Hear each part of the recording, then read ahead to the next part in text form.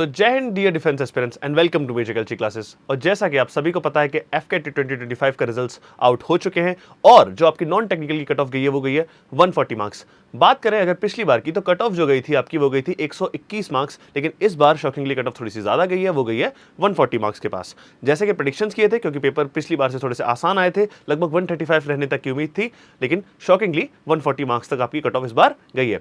बात करें नॉर्मलाइजेशन की तो कई बच्चे ऐसे जिनके नॉर्मलाइजेशन में 5-6 नंबर कम हो गए, कुछ बच्चे ऐसे हैं जिनको कई ज़्यादा नंबर मिले, 16 नंबर मिले हैं। इवन 23rd की जो सेकंड शिफ्ट थी उसमें तो 23 मार्क्स भी मिले हैं। जी हाँ, नॉर्मलाइजेशन में 23 मार्क्स इंक्रीज हुए हैं।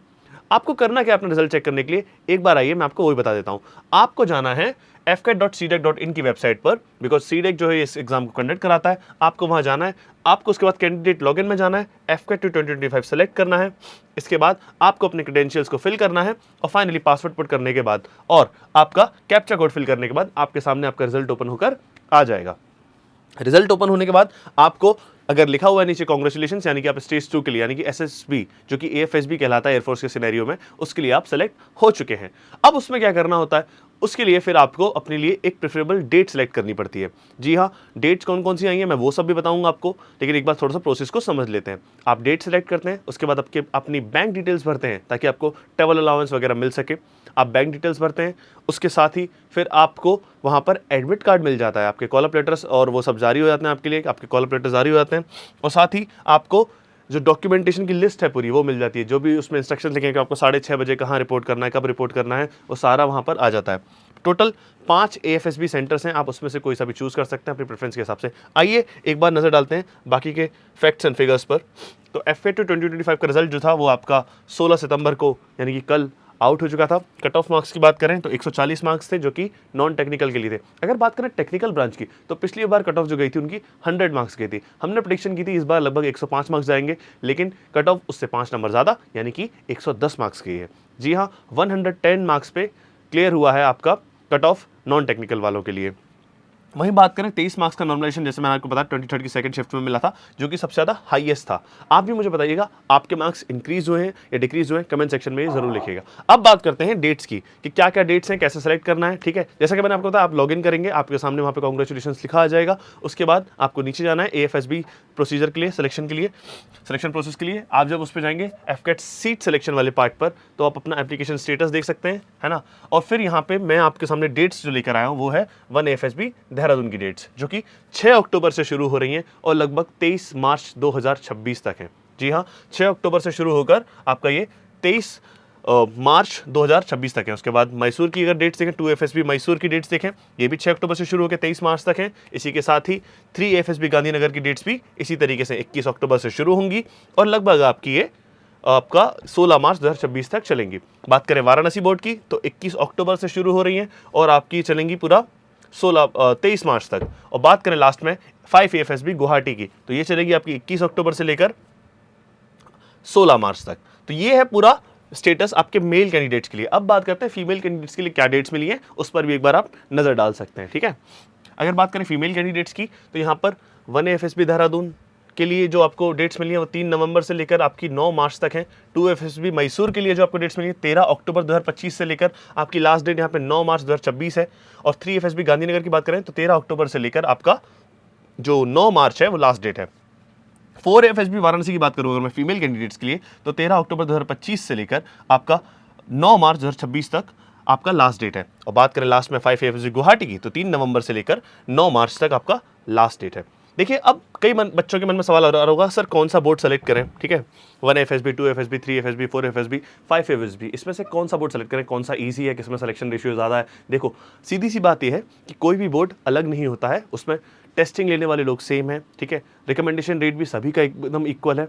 और प्लस पॉइंट जो मैं आपको बताना चाहता हूँ यहाँ पर यह है कि रिकमेंड काफ़ी ज़्यादा लोगों को किया जाता है, यानी कि अच्छे नंबर में, अच्छे खासे नंबर में रिकमेंडेशन होते हैं। किसी भी बोर्ड में आप जाइए 9 से 10 रिकमेंडेशन हर बैच के अंदर आपको देखने को मिल सकते हैं। बात करें कि सर कौन सा बोर्ड चूज़ करना चाहिए, क्योंकि आपके पास ये अपॉर्चुनिटी है, आपकी प्रेफरेबल डेट जो आपके शेड्यूल में कहीं अटके ना, ठीक है ना, यानी कि आपके कोई एग्जाम्स हैं या आपके कोई प्रायर कमिटमेंट्स हैं उसके बीच में वो ना आए, तो इससे बेहतर है कि आप अपनी प्रिपरेशन को ध्यान में रखते हुए उस चीज़ को, उस डेट को, पर्टिकुलर डेट को सेलेक्ट करें। ये आपके लिए बहुत ज़्यादा इंपॉर्टेंट हो जाता है। जैसे फॉर एग्जांपल कोई साउथ इंडिया से व्यक्ति आ रहा है ना, अब उनको जैसे वहाँ पे चाहिए कि लाइक कहाँ जाएं, अब अगर वो देहरादून या गुवाहाटी जाएंगे उनके लिए काफ़ी लंबा रूट पड़ जाएगा। इससे बेटर कि वो लोग अपना मैसूर चले जाए, पास में वहाँ पे सेंटर है ना।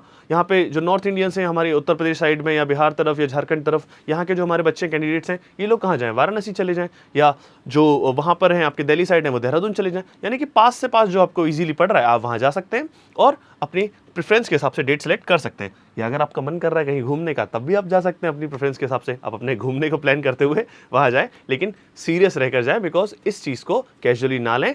हर अटेम्प्ट बहुत ज़्यादा क्रूशियल होता है। एक और इंपॉर्टेंट सवाल आता है बच्चों के मन में कि सर मेरे जो मार्क्स हैं वो कट ऑफ मार्क्स से जस्ट 1-2 नंबर आगे हैं या 4 नंबर 5 नंबर आगे हैं। भाई एक बात समझने वाली दिमाग में रखो कि आपको जब वहाँ से एक आया है कि भाई ये 140 मार्क्स का कट ऑफ है, आपको बस इसको क्लियर करके हमारे पास आना है, ठीक है।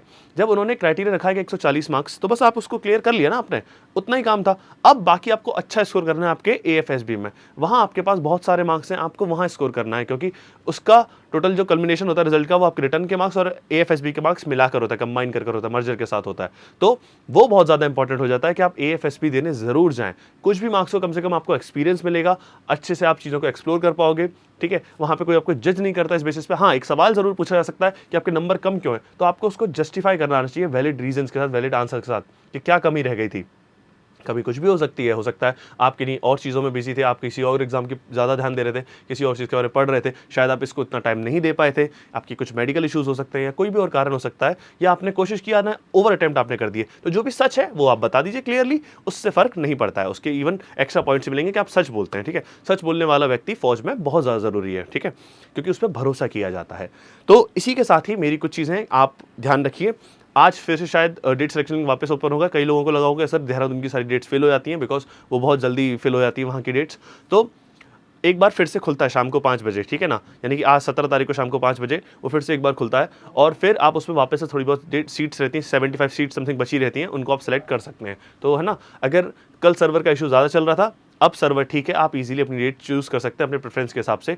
और कोई भी क्वेरी होती है आप 9696330000 पर कॉल कर हमें बता सकते हैं, हम आपकी हेल्प ज़रूर करेंगे। अब बात करें सर इसके आगे की प्रिपरेशन कैसे करनी है। देखो अपनी, अगर आप फ्रेशर हैं, ठीक है, तो ईजिली आपको 2 से 3 महीने अपने SSB प्रिपरेशन को देने चाहिए, और ये संभव हो पाता है मेजर कल्ची क्लासेस में, बिकॉज यहाँ पर आपके लिए स्पेशली डिज़ाइन किया गया है 90 डेज़ का SSB कोर्स, जिसकी फीस एकदम मिनिमल है। आप चाहें तो कॉल करके पता कर सकते हैं। जी हाँ, 15,000 रुपीज़ में पूरा कोर्स आपको मिलता है, वो भी पूरे 90 डेज़ के लिए वैलिडिटी रहती है।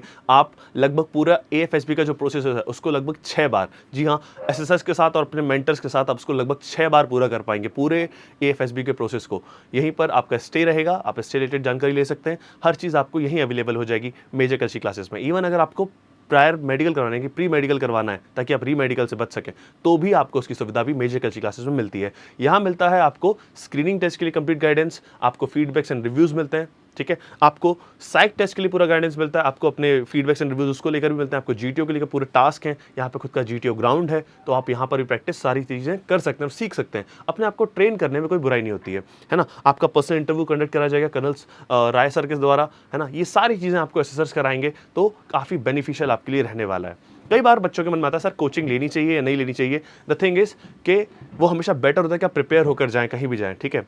It's a war like situation, आपको कहीं भी जाना है तो आपको प्रिपेयर होकर जाना बहुत ज़्यादा ज़रूरी है। अगर आप जैसे सर का एक डायलॉग है, एक सर हैं काफ़ी फेमस, है ना, मेजर जनरल बगनोई सर, उनका डायलॉग है कि अगर आप एज अ ओरिजिनल जाओगे SSB में तो एज अ ओरिजिनल ही वापस आ जाओगे वहाँ से। तो इसलिए आपको हमेशा प्रैक्टिस करके जाना चाहिए, कॉम्पीट करना चाहिए एक दूसरे के साथ, है ना। आप जब तक ग्रुप में रह के प्रैक्टिस नहीं करोगे तब तक वो डायनामिज्म आपके अंदर आएगा नहीं, तब तक आप अपने कॉन्फिडेंस को बूस्ट नहीं कर पाओगे। इसीलिए प्रैक्टिस जो होती है बहुत ज़्यादा इंपॉर्टेंट हो जाती है। तो मेरी यही सलाह रहेगी आप सभी को कि आप ज़्यादा से ज़्यादा प्रैक्टिस करें, चीज़ों को समझें अच्छे से, पूरे प्रोसीजर को समझें। इवन आप हमारे यूट्यूब चैनल पे भी जाएंगे तो वहाँ भी हमने फ्री कोर्स जो है अपना SSB संकल्प का वो लॉन्च करके रखा है। तो उस पर हम धीरे धीरे चीज़ें लेके आते जा रहे हैं। वीकली बेसिस पे हम लाइव लेके आ रहे हैं, हर हफ्ते 2 लाइव्स लेके आते हैं, 3 वीडियोज़ लेकर आएंगे, साथ में शॉर्ट्स जो है इन्फॉर्मेटिव शॉर्ट्स वो भी मैं लेकर आता रहूँगा। तो बने रहिए मेजर कल्ची क्लासेस के साथ और अपना वर्दी का सपना पूरा कीजिए। तब तक के लिए विश यू गुड लक। जय हिंद, जय भारत।